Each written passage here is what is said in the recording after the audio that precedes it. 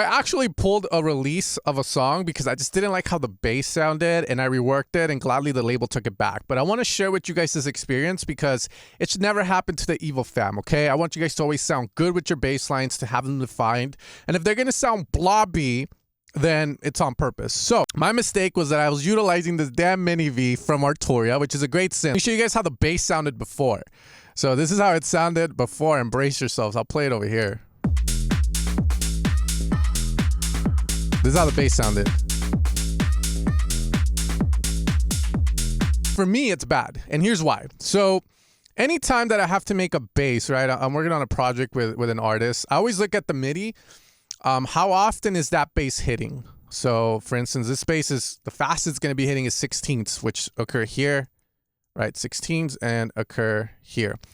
So as a producer or sound designer, I have to make a sound that respects the creative idea, right? I wouldn't make a blobby bass to this. Why?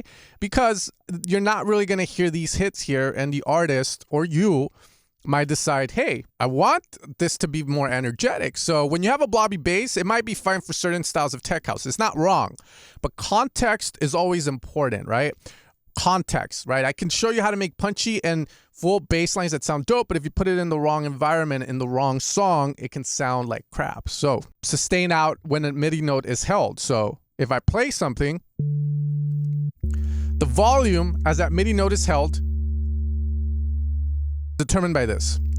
So if you have this all the way up, and let's say you use your decay to make the bass punchy, it's not doing jack shit, right? So we need to bring that down. Now, here's the next problem. You bring that down all the way, you lose all the power in your bass. So it's kind of a combination, you know, like it seems simple, but the hard thing is nailing the decay and the sustain, and that's what makes it hard. Halfway, let's say 6, right? Around here, and I already have it set to how it was before. In the middle, halfway. Can never go wrong with that. From there, the attack is down because the attack is the initial part of the bass, right? If I have a high attack, I'm making a wub. So if I do it, it's that first initial part of the bass. And from there, we have the decay. So if the attack is super low, we go straight to decay. And decay is what controls the punch. Decay controls from us going from max amplitude or max modulation, max openness of the bass, down to the sustain level. And this is where the magic happens, because watch, decay comes up, I lose the bass. But if I nail it, we start to bob the head and we start to get the groove out, right?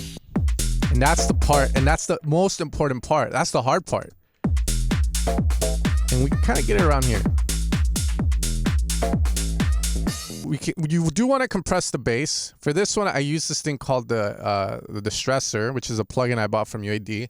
I'm going to say this, and you guys might hate me for it, but I think third-party plugins are definitely very beneficial, and I think people that say otherwise have never used them, haven't been in a treated room to hear the difference, trying to mislead you. Because, I use this. I use the preset. I don't really care. Smooth Trunk Rattle. However, when using presets, I do recommend that you understand the basics at least, so that you can look at the preset and go, why does it make the bass sound so good?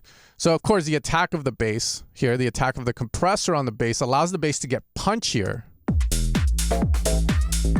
See, it's still blobby. So if I pull this attack down, you're going to notice that the gain reduction, the higher this goes, the more we're losing volume.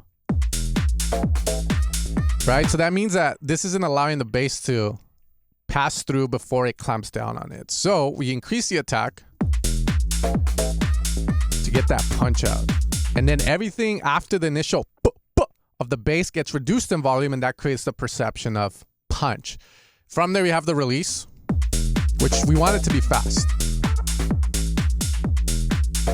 And you just want to feel the bass rock. That depends on context, right? So it's very important that you understand the basics of the tools that you are using so that you can use them to achieve what you're trying to achieve, and always have the confidence to say, in my head, I hear this bass being punchy. How can I achieve that? Have the confidence to know the tools to say low sustain, use my decay, and use the compressor in order to do some dope shit. That being said, guys, I hope that you guys enjoyed this video. I just want to show you guys this huge revelation. If I bring value to you, dope. Check out my sound design work over at evilsounds.com. Again, a lot of those sounds are being used by some of the top heavyweight guys. Some of them I don't even have on the list. I was just at a writing camp not too long ago, and like, damn package, bro, a whole care package of sounds, which was crazy. Other than that, you guys take care and you guys have a great rest of your day.